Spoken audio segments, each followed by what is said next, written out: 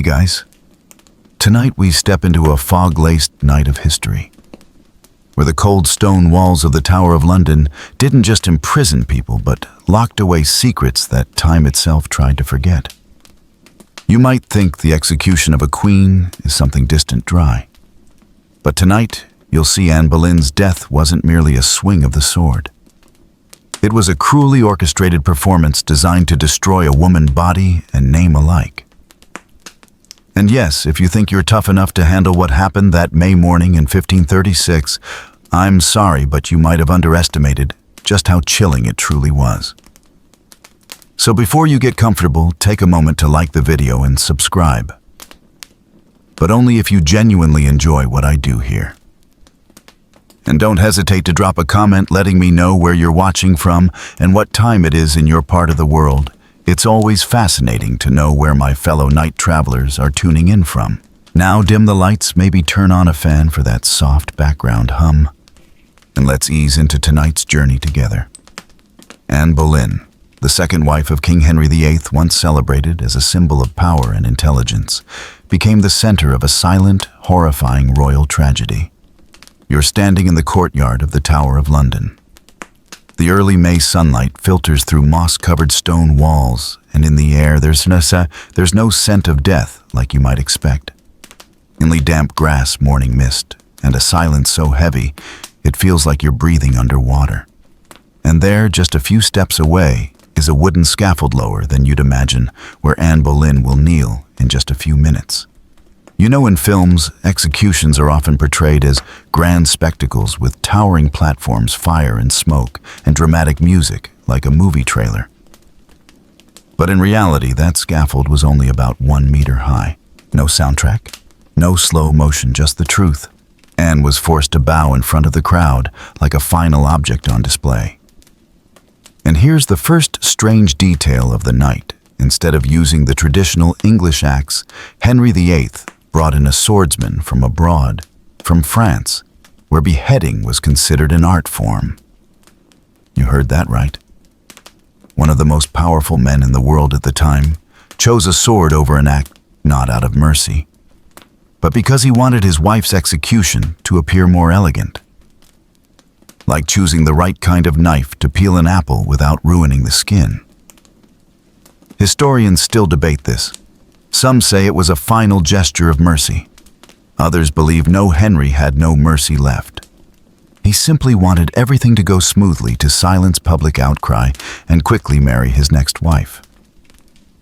And you might chuckle when you hear this: Henry VIII got engaged to his next wife just 1 day after Anne lost her head. That's right, not a week, not 3 days, the very next day. In modern Tinder terms, no one moves on that fast. If you're imagining Anne screaming, struggling, or cursing the world before her death, she didn't.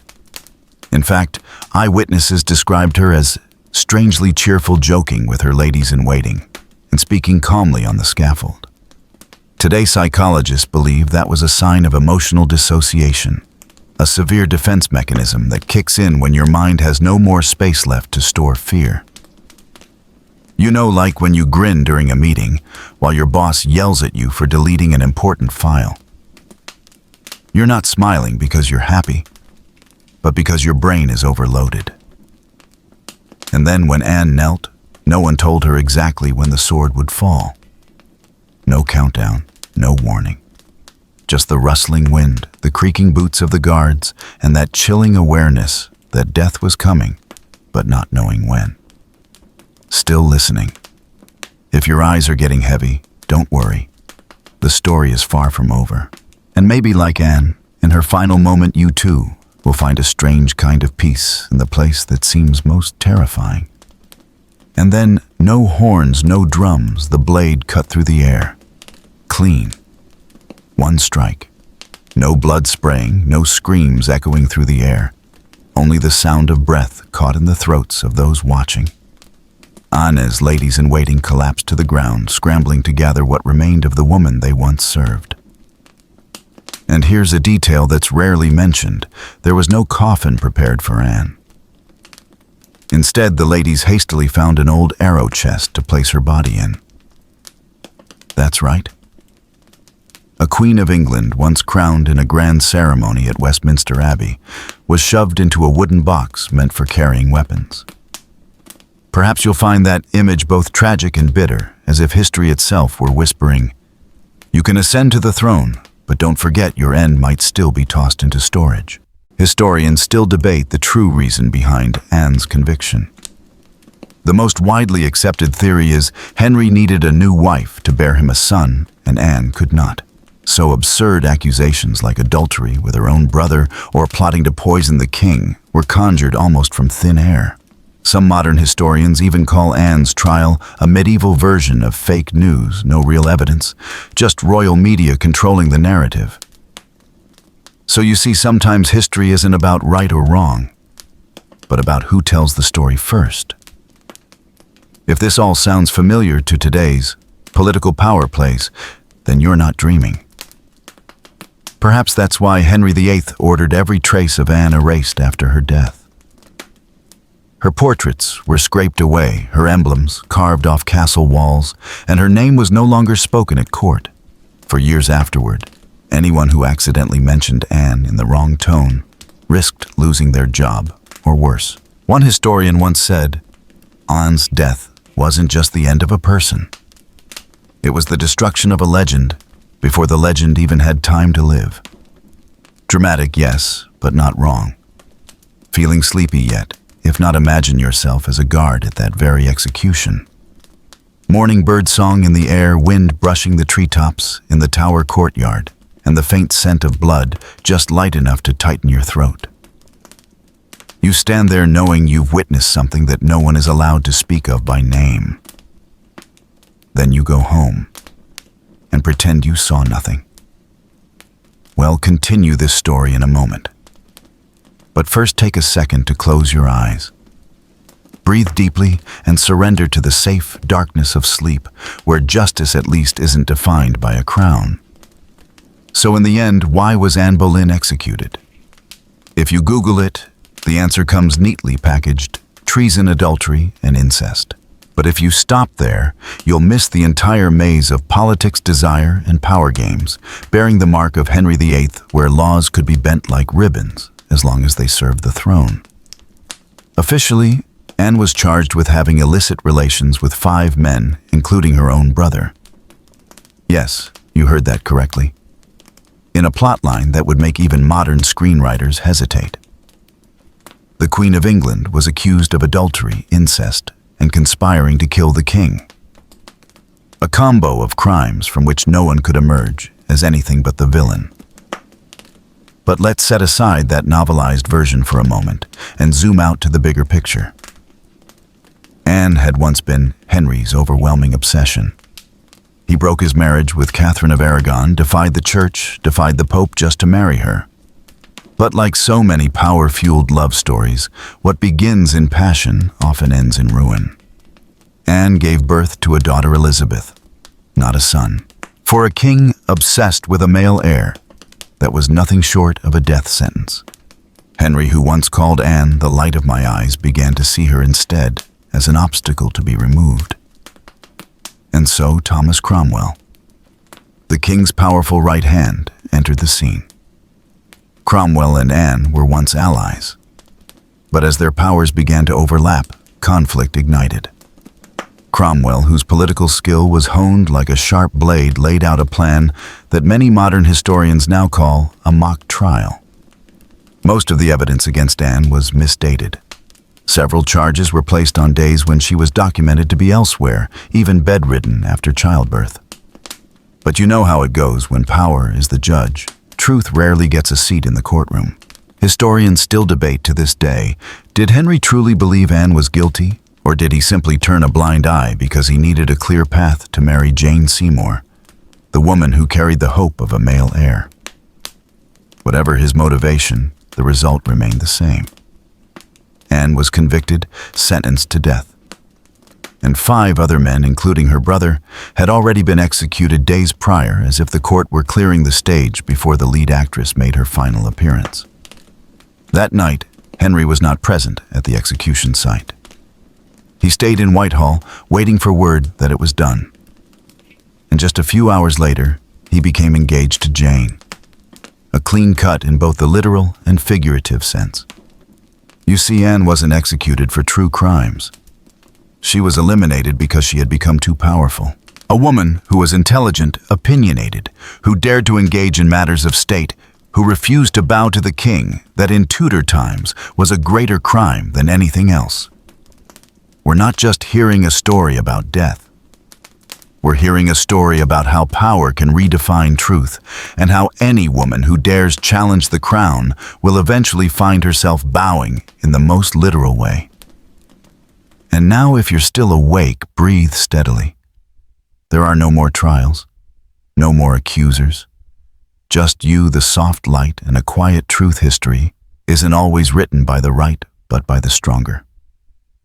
To understand why Anne Boleyn was once the brightest star of the English court and then erased from every stone wall, you need to know where she came from. Anne wasn't born to be queen. She wasn't a princess, nor from the highest ranks of nobility. But don't assume she was some lucky commoner. Far from it. Anne Boleyn's background was a peculiar blend of just enough pedigree and sharp intellect to outpace anyone else at court. She was born around 1501. Yes, around even her birth date is a matter of debate, the daughter of Thomas Boleyn and Elizabeth Howard. Her father was a shrewd diplomat, once sent to serve in France and the Netherlands. Her mother came from the Howard family, one of the most powerful lineages in England at the time. So Anne was what you'd call upper middle nobility. Not at the top, but close enough to climb if you knew how. And Anne knew how. From a young age, she was sent to Europe to study, a rare privilege for women of her era. In the Netherlands and later in France, Anne didn't just learn courtly manners. She soaked up Renaissance culture like a sponge, starved for ink. When she returned to England, she was among the few women fluent in French, versed in classical literature, skilled in music, and most importantly, knew when to smile and when silence would make others lean in. Put simply, while most women of the time were taught how to be good wives, Anne was trained to be a storm that could shake the throne. Historians still debate what exactly made Henry VIII fall for Anne so deeply. Was it her beauty? Perhaps, though some sources suggest she didn't fit the era's standards: dark hair, olive skin, a slim figure, and a mole near her mouth that fueled superstitions. But Anne had something else: autonomy, mystery. The way she didn't fall into the king's arms like so many others, she made him wait. If you've ever ghosted someone to build attraction, well, Anne did it 500 years ago.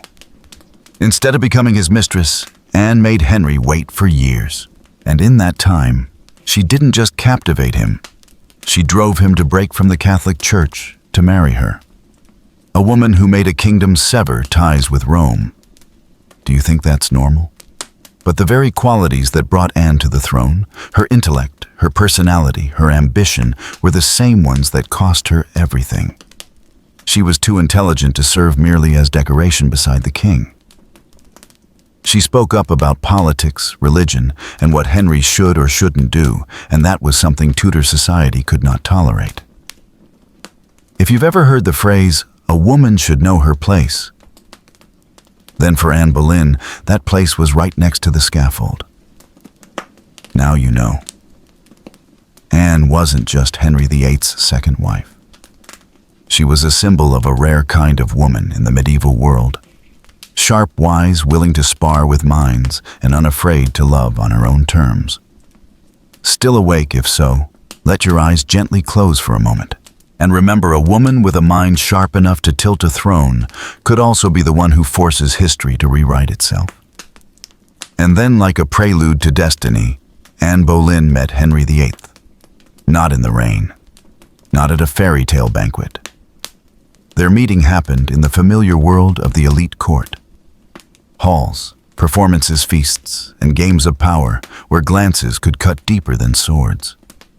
At the time, Anne had just returned from France, intelligent, magnetic, and carrying the aura of a world most English nobles only dreamed of. She entered the English court like a gust of fresh wind in a stiff ceremonial room. And Henry, a king who bored easily and craved stimulation, was instantly intrigued. Here's an interesting detail before Anne the King had been infatuated with Anne's sister Mary Boleyn. A brief affair lacking depth like a skimmed page in the thick novel of court life. But Anne was different. She wasn't easily conquered, not swooning, not submissive. And most importantly, she refused to be a mistress. Most women at court, when noticed by the king, would bow and climb into the royal carriage. But Anne, she declined. History records that she left court for a time, driving Henry wild. He sent handwritten letters, lavish gifts, promises of love, even proposals in writing, but received no reply as he'd hoped. You know that feeling when you text someone all week and only get seen. Henry VIII, one of Europe's most powerful monarchs, went through that too. And that's exactly what made Anne irresistible. She became the greatest challenge Henry had ever faced. A woman who didn't need power, didn't crave status, and wasn't afraid to say no to a king. Over 7 years of pursuit, Henry wrote Anne more than 17 love letters filled with longing and desire, a rarity from a famously short-tempered king. For Anne, he was willing to defy the Pope, annul his marriage to Catherine of Aragon, and birth the Church of England, all to make her his wife. Modern historians still argue, was this true love, or a power obsession cloaked in romantic brilliance? Whatever it was, Anne and Henry's relationship was a dangerous fusion of personal desire and political ambition. They weren't just lovers. They were co-conspirators in a rupture that split a kingdom from the Catholic Church, broke the structure of European power, and forever changed the balance between throne and altar. Think your Tinder drama is intense? Try changing a country's national religion just to marry someone. And then, as if cursed by the very love that bound them. What began with love, letters ended in a death sentence. And then the unthinkable happened. Anne Boleyn became Henry VIII's wife. Not in a wedding blessed by the Pope.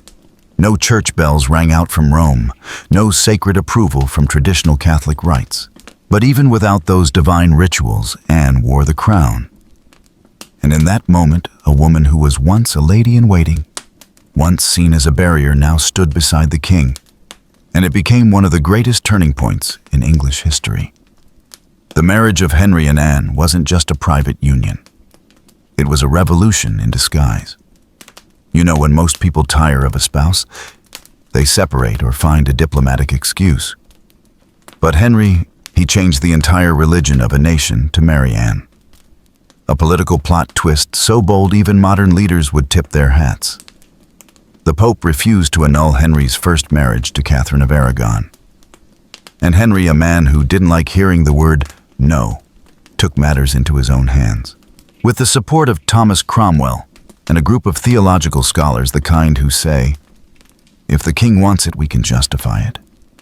He declared England's separation from the Catholic Church and established the Church of England, where the king, not the Pope, had the final say. And in that maelstrom of political upheaval in 1533, Henry and Anne married in a quiet ceremony. A few months later, Anne was crowned at Westminster Abbey. Mr. Abbey, not just his wife, but his queen. You think Meghan Markle's royal wedding was a historical shakeup? Anne did it nearly 500 years earlier. But unlike a fairy tale, her marriage was the beginning of a tragedy. Less than a year after the wedding, Anne gave birth to a daughter, Elizabeth. A brilliant, resilient child, but not a son. And to Henry, obsessed with securing a male heir for the Tudor dynasty, it was like opening a Christmas gift and finding socks. Soon after, their relationship began to crack. Henry, once enraptured by Anne's, every word now grew irritated when she spoke on matters of state. Anne, bold and unapologetic, didn't play the quiet consort like Catherine had. She voiced opinions. She objected. She debated even with Henry. Modern historians view this marriage as a collision between two equally powerful forces. Anne was not merely a queen. She was a woman acutely aware of her influence, her role in the religious upheaval, and her political position. That unsettled the court. Supporters of Catherine despised her. The old nobility rejected her. Even former allies began turning away because Anne was simply too unpredictable. And Henry, he began to grow weary. Like many powerful men, when a marriage didn't deliver what he expected, a male heir, the fault surely couldn't be his. In his eyes, Anne gradually transformed into a mistake that needed correcting. You see it now. A marriage born of passion of oaths and religious revolution ended in coldness, suspicion, and charges of treason.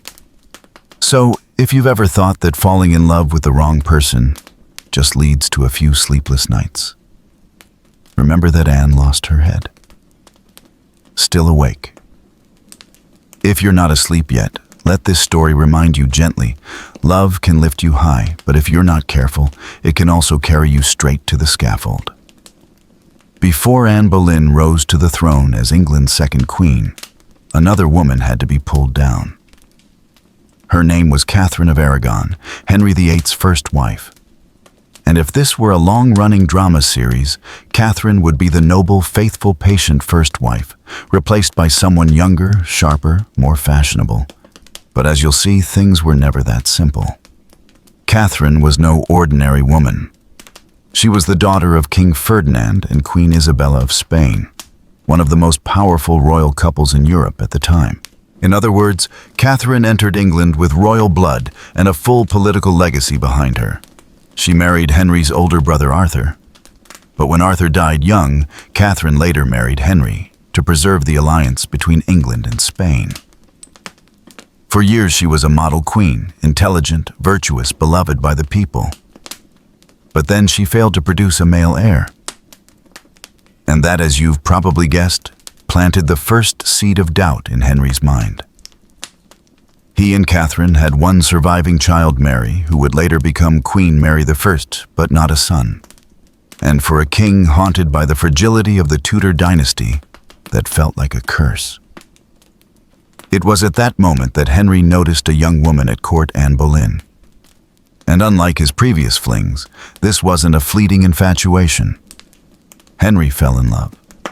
Now you might think, why not just get a divorce? The problem was, no one was allowed to divorce in Roman Catholicism. Marriage was sacred, and only the Pope had the authority to declare it invalid. And so Henry launched what would later be called the King's Great Matter, a legal, political, and theological campaign that lasted over 6 years, all to argue that his marriage to Catherine had never been valid because she had once been married to his brother. Historians still debate his true motives. Some believe Henry genuinely thought God was punishing him for marrying against divine law. Others argue it was just a convenient excuse to marry Anne. Catherine, caught in the political storm, firmly refused the divorce. She insisted she was Henry's only lawful wife and never acknowledged Anne as queen, not even on her deathbed. During her long years in exile from court, living in damp and distant castles, Catherine maintained her dignity. Some historians call her the only woman in Henry's life he never fully conquered. In the end, when the Pope refused to annul the marriage, Henry severed ties with Rome, established the Church of England, and declared the marriage to Catherine null and void himself. Anne was officially crowned queen. Catherine was cast out, left to live alone in a cold, remote castle. She died a few years later, never seeing her daughter Mary again. You see, for one woman to wear a new crown, another had to lose hers. If you ever thought love was just a matter of emotion to kings, love always comes tied to law, religion, and political strategy. And sometimes, to write a new chapter of love, they burn the entire book that came before. Henry VIII is not a figure you can neatly box into the word tyrant. No. He's a mosaic, a man who once adored poetry, music, and sport, but who could sign his wife's death warrant in the morning and marry another by the afternoon. If you've ever dated someone whose mood flipped constantly, Henry was the royal version of that, except with absolute power and a pen that could turn anyone into a criminal. He's often remembered as a great king for breaking England away from the Catholic Church. But few speak of the price paid by those around him. That cost wasn't just thrones, it was heads. Anne Boleyn wasn't the first victim, and unfortunately, she wasn't the last. Let's begin with the unfortunate names swept up in Henry's temperamental storms. Thomas More, his old friend and trusted advisor who had stood by him in the early years of his reign, was executed simply for refusing to support his marriage to Anne. Yes, for not agreeing, a brilliant intellectual of the 16th century was beheaded like a common traitor. Then came Thomas Cromwell, the man who had helped Henry clear the path to marry Anne and who had masterminded the architecture of the new Church of England. And guess what? When Cromwell arranged Henry's fourth marriage to Anne of Cleves, a match the king deemed unattractive, he too was executed. Same name, same royal signature. Once again, a former ally became in error. Henry killed many. But what was truly terrifying was how he killed. Not in fiery outbursts. Not like a mad king swinging wildly. He orchestrated trials, crafted detailed indictments, fabricated evidence, and allowed executions to play out as public performances. It wasn't just punishment, it was theater. Historians still debate Henry's psychological transformation. Some believe that a head injury from a jousting accident dramatically altered his personality after age 40. From a tall, charming prince, he became an obese, paranoid, irritable, and dangerous man. When you are king and no one dares say no to you anymore, cruelty doesn't stem from cold blood. It stems from silence. Imagine this one day. You say something the king dislikes, and the next you disappear. Not because someone hates you, but because he no longer wants you to exist in his world. A courtier once described it as living with thunderclouds. You never knew when you'd be struck. And if you think his closest companions were safer, remember this. Henry executed 2 of his wives. Not because they truly plotted treason, but because they wore out his patience. Anne Boleyn was beheaded for treason. Catherine Howard, his 5th wife, met the same fate merely for having a romantic past before marrying the king. To Henry, the women around him were not partners. They were supporting characters in a play where he was the sole star.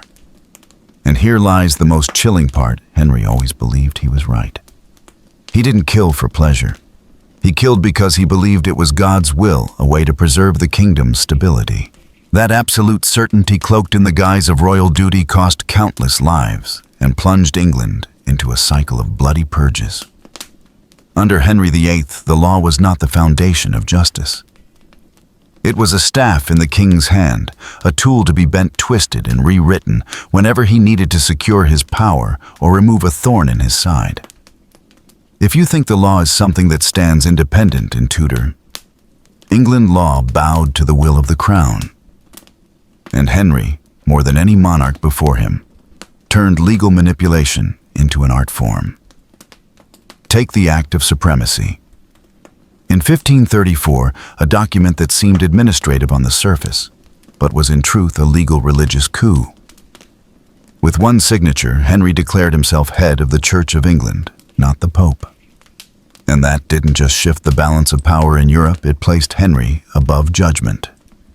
You see, when you are both the writer of the law and its enforcer, you can never truly break it, because the law always agrees with you. Henry fully exploited this system to eliminate political enemies without war. His trials were often described as concluded before they began. Weak evidence, no matter, contradictory testimony, irrelevant. All that was needed was a group of agreeable officials and a well-prepared indictment, and the scaffold was ready. One particularly chilling example was the Treason Act of 1534. Previously, treason meant taking up arms against the king.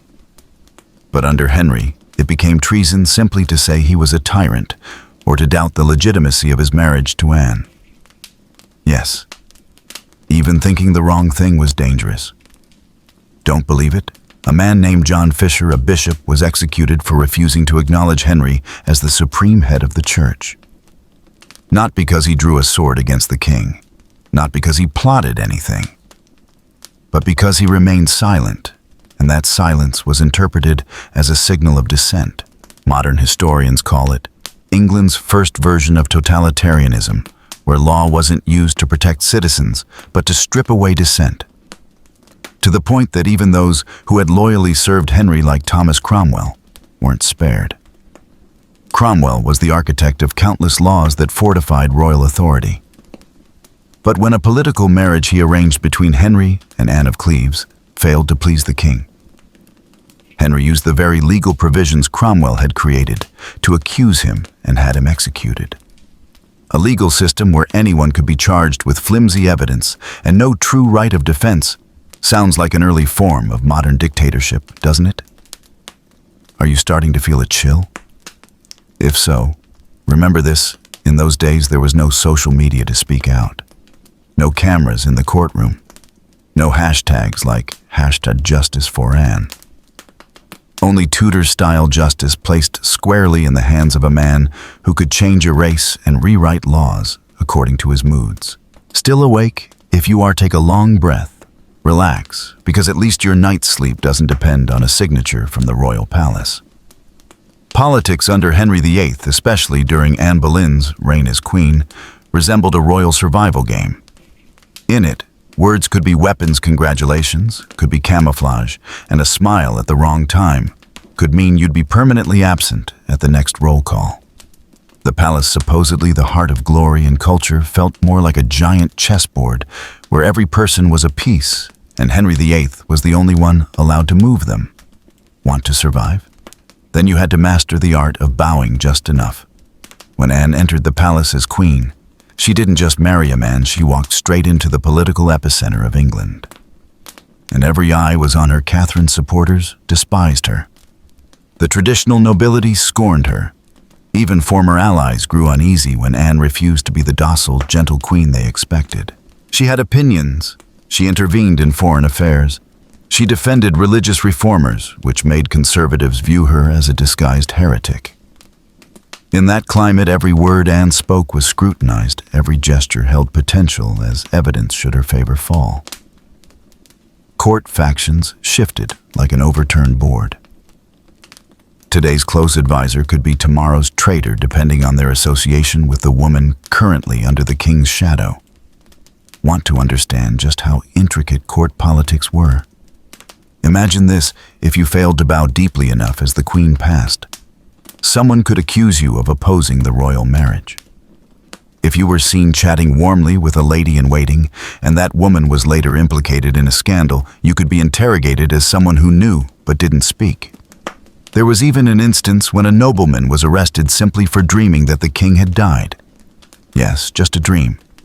No plot, no weapon, just a dream. You see it now here. Even sleep could be a crime. Historians describe Henry VIII's court as a new model of political vortex where there were no neutral parties. You were either on the winning side or you were packing your bags and drafting your will. In the Tudor palace, neutrality was the most dangerous stance of all, for no one would protect you when the tide of power shifted. And the strange part is all of this happened in silence. No daggers in the dark. No midnight assassinations, just whispers, a glance, a nod from a courtier. And suddenly, you were gone. Can you hear the quiet footsteps of the guards echoing in your mind? If so, don't worry, you're just wandering through an era where power didn't lie in the sword, but in those who knew when to stay silent and when to betray. Now, to shift the air a little, let's leave behind the scaffolds, the blood-stained statutes, and turn to something lighter if you believe Henry VIII's love life can be considered light. We're talking about a king who had 6 wives, countless mistresses, and a romantic resume so long, if printed, it would need an entire roll of genuine Tudor toilet paper. Historians sometimes call him the royal marriage collector of Europe, not because he loved deeply, but because he loved on a timer. Trials with a predetermined ending. Under Henry VIII, the legal system was no longer a fair process grounded in adversarial justice. It became a political theater where verdicts were written before the accused ever entered the chamber. Treason, heresy, disloyalty to the crown, these terms became dangerously expansive. No solid evidence was required, no reliable witnesses. All it took was a well-drafted indictment by a council loyal to the king, and that was enough. A striking example is the trial of Anne Boleyn. She was charged with adultery, incest, and treason. But much of today's evidence suggests the accusations were baseless. Some of the supposed crimes occurred during times when Anne was documented to be recovering from childbirth or in locations with clear alibis. None of that mattered because the purpose of the trial wasn't justice. It was to make way for the king's next marriage. The Treason Act, law, expanded to thought before Henry Treason, had a relatively defined scope, conspiring to kill the king, aiding rebellion, or helping enemies of the crown. But Henry VIII broadened the definition so far that nearly anyone could be accused. The Treason Act of 1534 made it punishable by death to deny Henry's supremacy over the Church of England. Silence, too, became suspicious. Bishop John Fisher and Thomas More were executed not for public defiance, but for their refusal to openly support the king's religious claims. Even jest was fatal. One nobleman was executed simply for joking that he had dreamed of the king's death. No weapons, no plot, just a dream, and that was enough to be beheaded. Heresy and religious punishment. Religion under Henry VIII was a political maze rigged with traps. After naming himself the head of the Church of England, opposing religious reform, either Catholic or Protestant, could bring death. It sounds contradictory because it was. Henry didn't truly align with either side. He was neither a Protestant nor a faithful Catholic. He stood in the middle, and anyone who didn't stand precisely where he commanded was labeled a heretic. Some were burned alive simply for possessing unauthorized translations of the Bible. Others were hanged and disemboweled for allegedly spreading the wrong doctrine. These punishments weren't just discipline, they were assertions of royal authority over both body and soul. Execution, not just death, but a statement. You might think beheading was the worst punishment. It wasn't. Under Henry, high treason brought horrifying sentences. Victims were hanged until nearly dead, then cut open while still conscious. Their internal organs were burned before their eyes. Their bodies were dismembered, and their remains displayed in public spaces. These executions weren't simply about justice. They were messages. Each one summoned the public to witness. Each one said, "Oppose the king, and you cease to be human." High-born individuals like queens or nobles were sometimes granted beheading as a more dignified death. But even that was a stage. Anne Boleyn, for instance, was made to kneel, denied a view of the blade, and required to deliver her final words with composure and grace. Imagine saying goodbye to the world with royal elegance, knowing the sword is already raised behind you. Religious conflict and divided loyalty. Another profound challenge for courtiers was how to preserve their faith. Many had been born and raised in Catholicism, with the Pope regarded as God's representative on earth. But suddenly the king, the very man they swore loyalty to, declared, "No, I am the head of the church. Refuse treason. Agree heresy. Every choice brought you closer to the scaffold." And in the bedchambers, rumors, affairs, and risk. Did you know? A court official could lose his position or his life simply for consorting with one of the Queen's ladies-in-waiting, whether the accusation was true or fabricated. Every interaction in court was scrutinized, from glances to dreams. Yes, if you happened to dream of the wrong person and mentioned it at breakfast, that meal could very well be your last. This was life under Henry VIII, not a matter of power or devotion, but an art of balancing duty, ambition, morality, and the ability to read the winds, still awake. If so, imagine yourself walking slowly through a stone corridor, flickering candlelight guiding your steps. the kingdom hushed to an eerie stillness, where every smile may hide a plot and every vow of loyalty a potential death sentence. Leaving behind the cold, towering palace walls where velvet robes, power, and political intrigue intertwined, we descend to the muddy roads of 16th century England, where ordinary people lived quiet, harsh lives, seemingly far removed from the royal storm. Or so they thought. Because under Henry VIII, whether you were a peasant, a craftsman, or a fish seller in the marketplace, your life was still deeply shaped by every gust of wind from the crown. Struggling to survive. Sweat for survival. The majority of England's population were peasants. They lived on land owned by nobles farming seasonally, and most owned nothing. Each harvest was a gamble with weather pests and taxes.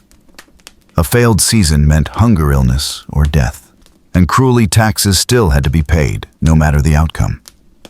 Sometimes in coin, but more often in grain chickens, or even manual labor. Don't imagine farming was peaceful. If you lived near a monastery that had been dissolved during Henry's campaign to seize church property lands, were redistributed, homes seized, and locals expelled like livestock. Craftsmen and small traders, working under watch. In small towns, shoemakers, blacksmiths, and weavers formed the backbone of the local economy. Yet even they couldn't escape political interference. New laws regarding religion, clothing, and taxation were issued constantly. A tailor could be fined for selling clothes too luxurious to someone outside the noble class. Wine cellars were inspected for alcohol content. Even selling underweight bread could result in being flogged in the public square. Craftsmen in Tudor England lived in a world where everything was regulated, from the length of a dress to the size of a shoe. In a society where both church and crown ruled, absolutely even the smallest infraction could be a crime. Religious faith torn in two. Imagine you're a common villager raised going to church, praying in Latin, worshiping the Pope, and one morning the priest says, "From today, there is no Pope. The king is God's representative now." You don't understand what's happening, but you don't dare ask. Too much curiosity might be labeled heresy, and as you know, in Tudor times, heresy meant burning. The Reformation wasn't just a theological matter. For ordinary people, it felt like the rules of life had been changed without warning. One day you hang a picture of the Virgin Mary and are praised. The next day, that same image might get you arrested. Health, disease, and silent death medicine hadn't yet escaped the shadows of the Middle Ages. A small cut could become infected and kill you within days. Plague, malaria, syphilis, and tuberculosis were frequent uninvited visitors to villages. There were no public doctors, no standard hospitals. If you were poor, your only option was a village healer, bloodletting herbs, or prayer. Death came quietly, and often. Simple, precious joys. Despite harsh lives, Tudor people still found small joys. They sang folk songs, danced during festivals, told ghost stories, and gathered in alehouses, not just to drink, but to hear rumors, watch wrestling, or listen to a wandering bard spin tales of love triangles between kings, queens, and the law. Religious holidays were still celebrated, not so much from devotion, but because they meant a break from labor. One of the most anticipated events was May Day, when village boys and girls danced around the maypole, laughing, singing, and possibly courting. When the king changed, the people fell silent. Whenever Henry VIII made a new decision, whether changing queens or dismantling monasteries, the people weren't notified in writing. They simply saw the changes. One day the priest chanted a different liturgy. The next, the church sign was torn down. Then soldiers arrived, and your home was seized because it used to belong to the church. You couldn't protest. You had no power. All you could do was stay silent and pray, hoping the king would be satisfied this time, with his new wife, new religion, and new laws. Otherwise, you'd be the one lying awake at night, not him. Now you see it. Life for the common folk under Henry VIII wasn't a peaceful existence beneath the protection of the crown. It was a survival game of constant uncertainty, where information was as rare as gold and death always near. If you're still awake, pat yourself gently on the shoulder. You've survived one of the most chaotic chapters in history, at least in tonight's imagination. And if you wake up tomorrow to find your neighborhood church still standing, the law unchanged and no execution for dreaming the wrong dream, then you're living in a far gentler age. But the king, that overweight red-haired man with a scepter in hand and an expression that shifted from fatherly warmth to thunderous fury. Who was he in the eyes of the English people? A sovereign chosen by God. A man who changed wives like robes. A protector of the realm. Or the one who toppled the church, seized lands, and left the people scrambling? The answer is all of the above. It depended on where you lived, whose story you heard, and most importantly, whether you had the courage to speak your truth aloud. The official image, the king of the people, on coins, in church paintings, in royal propaganda. Henry VIII was portrayed as a mighty, resolute king, likened to biblical rulers like David and Solomon. He was the father of the nation, the bringer of peace and order, and of course, always acting under the will of God. Folk songs, court poetry, and even town criers were carefully censored to elevate Henry as a figure of reverence. Officials were assigned to travel across major towns, reading aloud royal proclamations, reinforcing that every royal act, whether marrying, executing, or reforming religion, was done out of patriotism and divine duty. That was the official image the public was expected to recognize, expected to believe, or at the very least, pretend to believe. In whispers and averted eyes. Yet behind closed doors in countryside taverns where the guards were fewer and the ale flowed freely, people thought differently. They didn't say the king's name outright. He was the sword-changing soul, or England's many-husbanded man. Satirical folk songs were sung in hushed tones drawn out slowly to avoid recognition. One described the royal court as a boiling pot each time. It bubbled over, another head rolled. The people weren't fools. They saw churches smashed, monasteries turned into noble estates, friends hanged for writing a Bible verse in the wrong translation, a former queen's daughter banished, a new daughter elevated, and everyone knowing it might all change again tomorrow. They learned one thing. The king could not be predicted, and what cannot be predicted cannot be trusted. Respect without love. The people of Tudor England feared their king. It was a fear like that of a storm, not because he was cruel in every act, but because his unpredictability was the true danger. One day you'd hear of a decree to expand farmland. The next, your village would be cleared because that land belonged to the church and had now been seized. You didn't complain aloud.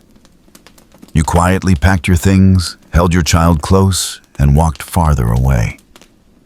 Because in that time the wrong words were a crime, and crimes required no proof. So the people didn't hate Henry.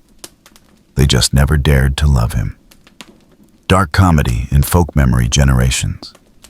Later folk stories continued to circulate about the king who changed wives like horses, about the hero who slew the priests, or about the king so fat he couldn't enter the chapel. So he ordered the roof torn off. Most of it was fiction. But these tales were a way for the people to bring a giant down to human size. They laughed to release tension, laughed to keep going, laughed while glancing over their shoulders to make sure no one was listening. And one strange thing. A sense of pride, ironically, amid all the chaos part of the population, still felt pride. They no longer knelt to Rome. They had the Bible in English. They lived in a kingdom whose monarch did not bow. To many, Henry wasn't a good king, but he was a strong one. And in an era constantly haunted by invasion, plague, and famine, a strong king could be more valuable than a just one. Still awake. If so quietly, Imagine yourself standing in an old English marketplace. Someone sells apples, someone mends shoes, and a child softly hums a folk tune about the king with 6 wives until his mother quickly covers his mouth. Not out of offense, but because in this land telling the truth could be the most dangerous act of all. And perhaps that is the strangest legacy of Henry VIII in the minds of his people. A man everyone remembered, but no one dared speak honestly about while he lived. Henry VIII is not only remembered for his 6 wives, the infamous executions, or his nation-shaking mood swings. He is remembered as the king who ripped apart the foundations of Old England and constructed a new order whose effects would ripple for centuries. And no, he didn't do it for long-term vision or selfless reform. He did it to control wealth, religion, and history itself. The Reformation, not for faith but for divorce. The king's great matter was the spark that ignited it all. When the Pope refused to annul Henry's marriage to Catherine of Aragon, Henry didn't wait patiently. He broke England away from the Roman Catholic Church and in 1534 issued the Act of Supremacy, officially declaring the king is the supreme head of the Church of England. From that point on, Henry no longer needed the Pope's permission to marry, divorce, or execute his wives. More than that, he no longer had to send a single coin to Rome. All church donations, clerical taxes, and appointment rights now flowed to the king. Some commoners welcomed the change. They could finally hear the Bible in English instead of incomprehensible Latin. But the relief quickly turned to fear as Henry began purging those who didn't believe he was God's chosen. Just thinking differently could earn you a place on the execution list. 2. Dissolution of the monasteries. From sacred ground to royal property. Henry understood that religion wasn't just spiritual power, it was economic control. At the time, the Catholic Church owned nearly a third of England's land. Between 1536 and 1541, he launched a sweeping campaign, the dissolution of the monasteries. The result, hundreds of monasteries were shut down, saint statues smashed, stained glass removed, books burned, monks and nuns expelled, the lucky ones received severance. The rest you can guess. All property land, gold holy relics, even altar tables fell into royal hands. Much of it was sold off cheaply to newly rising nobles in exchange for loyalty.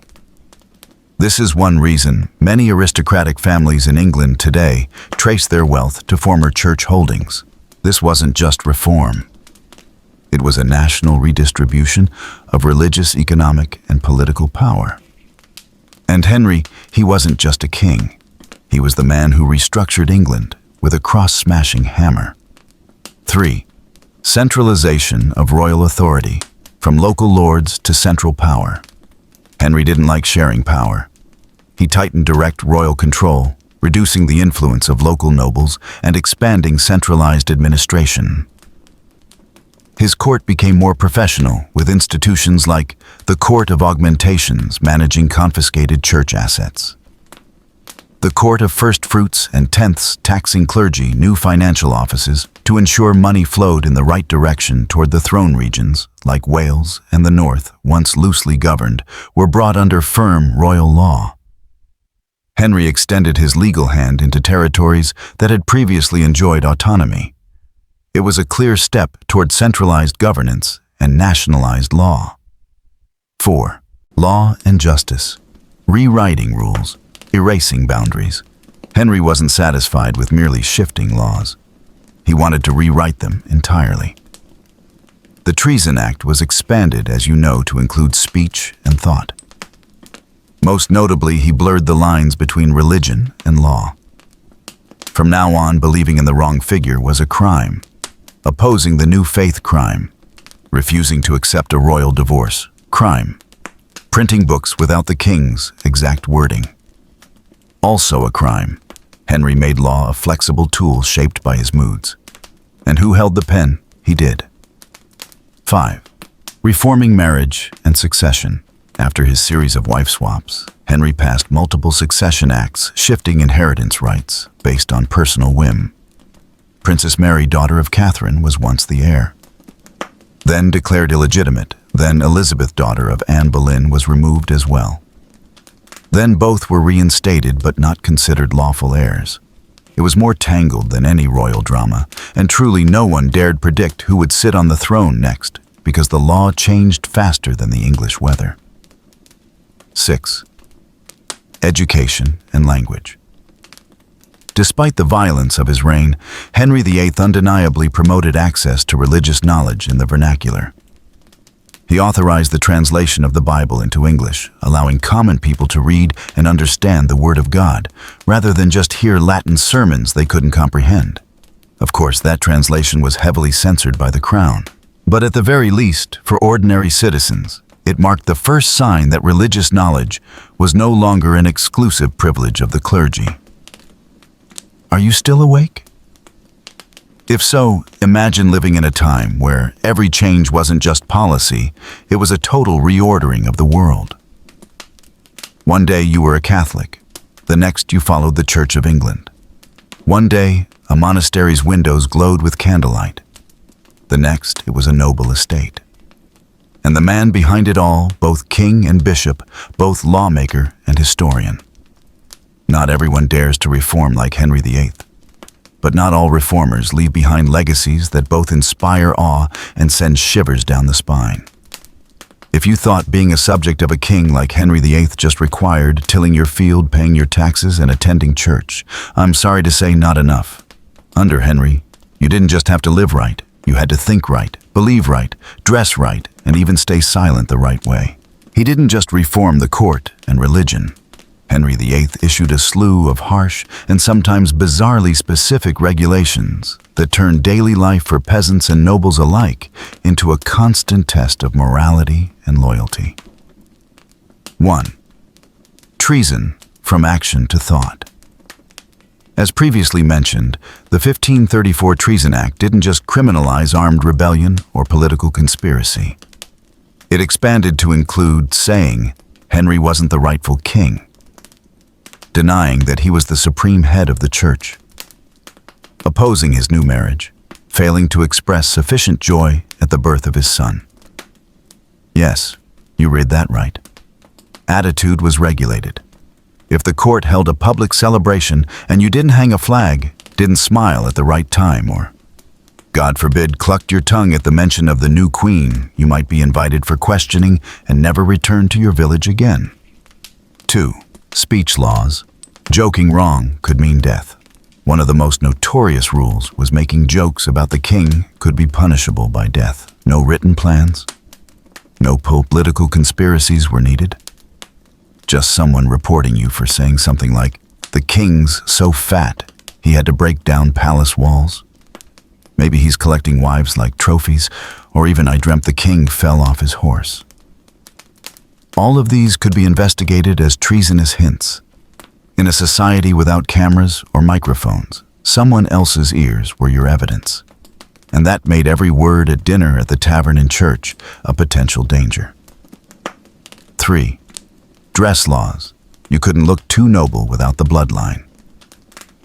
Henry passed a series of sumptuary laws to dictate who could wear what, based on social rank. For example, only high-ranking nobles could wear ermine-trimmed robes. Royal purple strictly forbidden for commoners. Silk brocade and gold thread embroidery were reserved for those of certain status. Violations fines. Repeat offenses, property seizure. Deliberate defiance or insolence, possibly criminal charges. This wasn't just about distinguishing classes, it was a way to control personal expression. You couldn't look noble unless you truly were noble.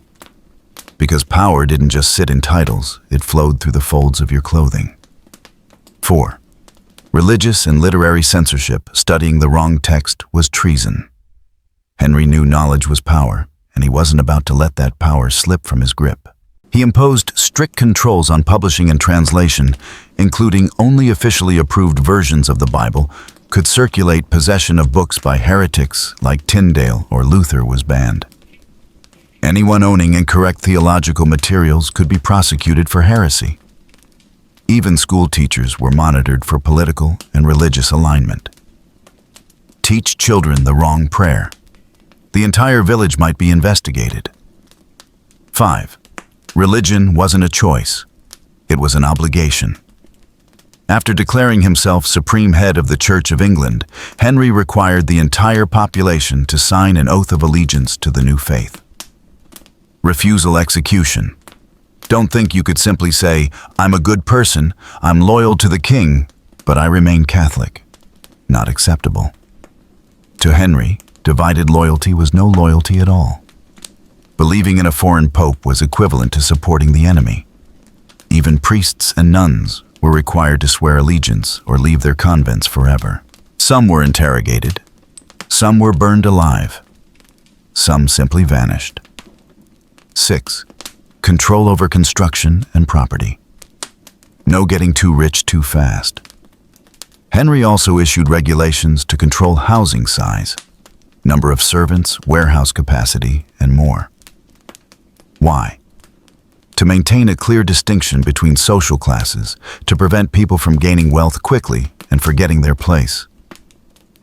You wanted to add a floor to your home, you needed permission. You wanted a private carriage, you had to hold the proper rank.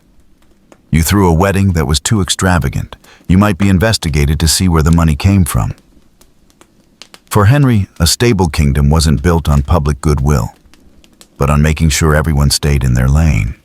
Now, forget the rushed weddings and wax-drenched executions for a moment, and step into one of the most feared yet tolerated aspects of Henry VIII's rule: taxes.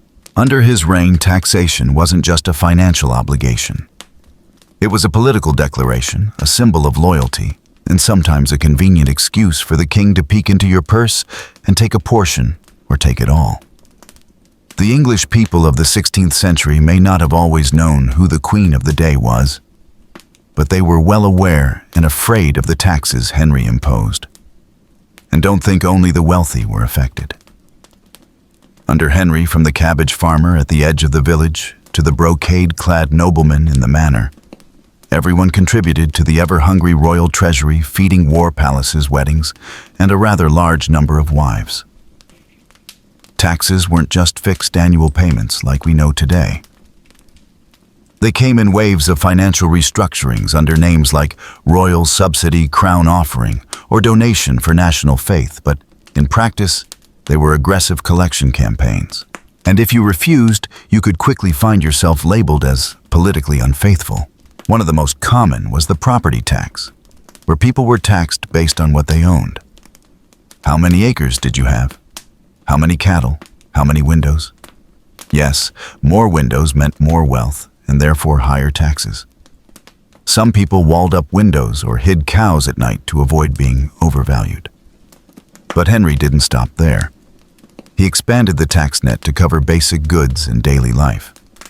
Buying salt to cure a meat taxed, having a beer with neighbors taxed. Weaving wool, making shoes, forging nails, or casting candles taxed. Even lighting a room at night could cost you too many candles might trigger suspicion. Then there were the special taxes born purely of royal inspiration. In 1525, Henry suddenly needed funds for war and a new marriage. Enter the amicable grant. It sounded like voluntary donation, but in truth it was pay up and don't ask questions. This tax caused such outrage that uprisings broke out, forcing the court to retreat. But Henry had learned what he needed when the treasury ran low. Appeal to patriotic duty, someone always pays. However, Henry's true gold mine came from elsewhere, the church. After breaking from Rome, he didn't just redirect the nation's prayers, he redirected the flow of wealth. He seized all monastic assets, land, manuscripts, relics, gold, turning churches into auxiliary royal banks. He also introduced new laws like the clergy appointment tax, requiring every priest to pay a thank you fee upon ordination. Thus, Henry crafted a financial system in which no one was exempt. From peasants to nobles, priests to merchants, bakers to candle sellers, all appeared on the tax rolls. And it wasn't just money. In many areas, people had to contribute chickens' grain labor, even surrender livestock deemed too valuable. Refusing to pay watch out. Tax officers could confiscate property, post your name in public, or in serious cases report you as a potential traitor. Because under Henry VIII, tax evasion wasn't merely financial misbehavior. It was defiance of the king. Worse still, the system wasn't applied equally. Nobles could negotiate privately with local officials. Families with court connections were often exempted. And the commoners, they were taxed down to every egg and hen. A popular folktale tells of a man who was fined for owning a long-haired cat, considered undisclosed luxury property. And so the people of the time lived in a constant state of financial tension. Each harvest season didn't just raise the question of having enough to eat, but also, what new tax will the king invent this year? And the answer more often than not was, yes. Still awake if so? Take a gentle breath, because you live in an era where paying taxes is mostly checking a few boxes in an app. In Henry VIII's time, taxes didn't just take your bread, they could take your head. And after all, the grand weddings, sudden executions, and mountains of laws that kept commoners sleepless.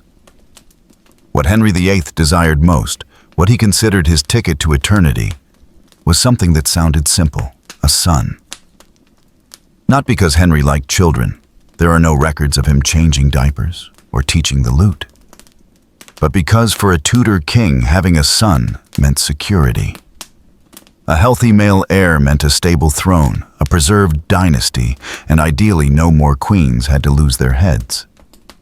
And then after 2 failed marriages, Catherine no son, Anne Boleyn daughter, Elizabeth, and then execution Henry, finally got what he wanted. In 1537, his third wife Jane Seymour gave birth to Edward, the long-awaited prince seen as molded by divine will and the tears of the court. Born on October 12th, he was named Edward VI. And yes, if you're a hopeful historian, you might think, at last Henry can have peace. But wait, don't sheath your sword just yet. Jane Seymour died just days after giving birth, leaving Henry devastated, but this time truly so. Many sources note that she was the only wife he ever deeply loved. And perhaps for that reason, Jane was the only one of his 6 wives buried beside him in St. George Chapel.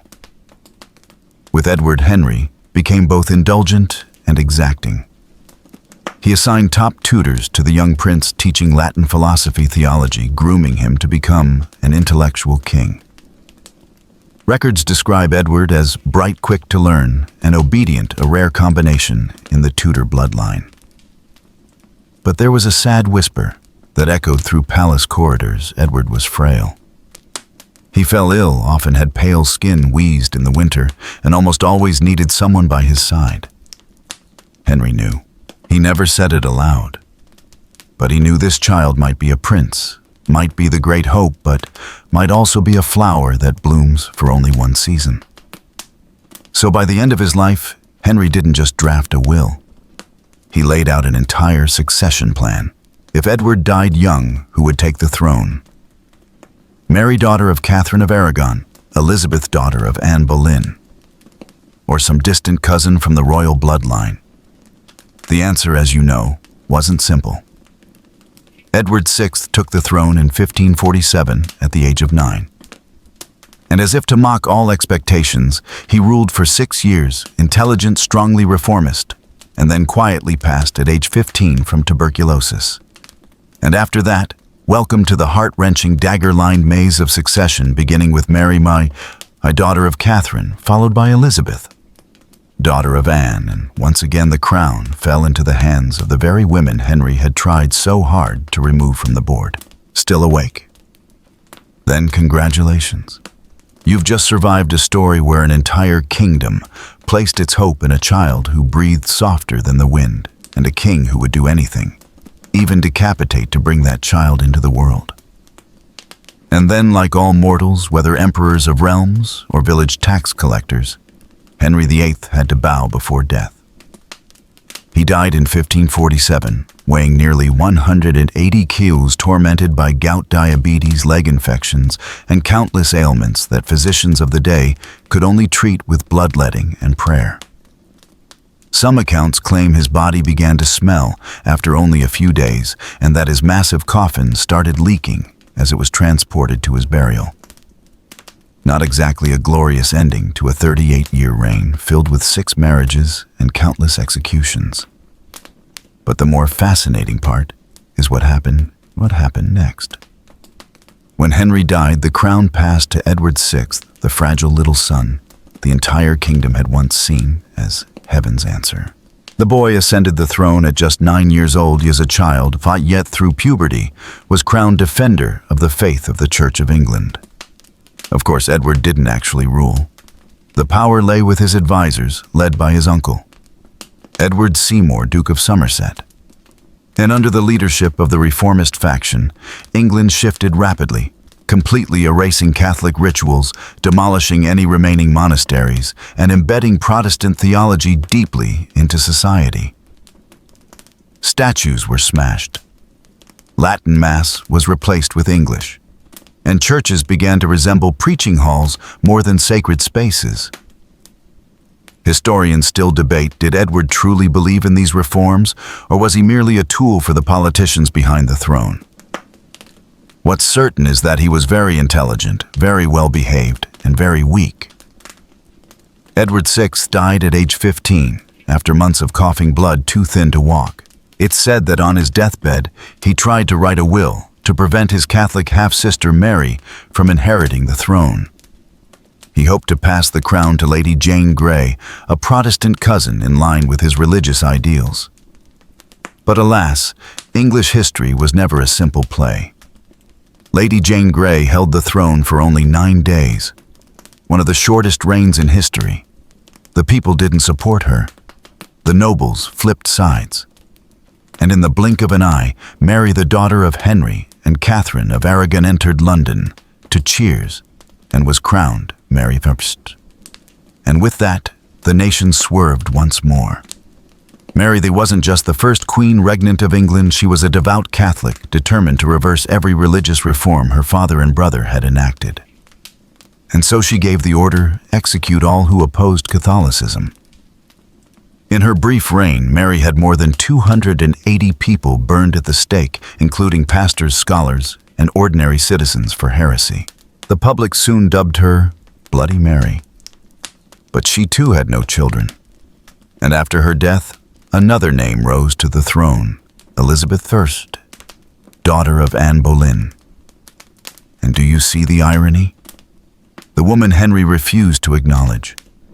The girl whose mother was dethroned, beheaded, and whose claim to the throne was erased. She, Elizabeth, became the greatest monarch in English history. Under Elizabeth, England stabilized, blossomed, culturally expanded its navy and diplomacy. And the final law signed under the Tudor name. It was one of religious tolerance, no more burnings for praying at the wrong hour. Still awake if you are, let the lights fade, for the bells of old monasteries have long gone silent, and the blood-stained throne of Henry VIII now lies beneath the dust of time, giving way to a queen he never believed noble enough to rule. That is his legacy, a kingdom built with passion, brought down by that very passion, and saved by the daughter he once deemed unworthy. And so, you've walked with me through a long night of history. From ambitious marriage proposals, to trials reeking of conspiracy, from glittering thrones, to chilling execution blocks, all centered on one man, Henry VIII, the king, who etched his name into history not just with swords and power, but with the chaos he left behind. They say history is a chain of decisions, and every one of Henry's was an earthquake. For a son, he divorced, a queen tore England from the Pope, and invented a new religion. For love, or rather obsession disguised as love, he lifted women to the height of power, only to throw them down when they didn't fulfill his ambition. But perhaps the cruelest irony of all is this: the daughter he dismissed, the one he cast out of succession, became the very ruler who brought the Tudor dynasty to its greatest peak. And in the twilight of history, Henry is no longer remembered solely for his 6 wives, but for causing a seismic shift that shook all of Europe. Still awake? If you are, I hope this story, filled with schemes, passion, cruelty, and a trace of sorrow, has gently brought you closer to sleep. After all, we now lie warm and safe in the 21st century, where a failed romance usually ends with an unfollow, not a public beheading. Thank you for staying with me until the very end. If you enjoy stories like this, of darkened histories, vivid characters, and lessons whispered like secrets, don't forget to like, subscribe, and let me know in the comments. Where are you listening from, and what time is it right now? Now then, turn off the lights. Let the Tudor world rest, and may you not dream of being Henry VIII's sixth wife. Good night.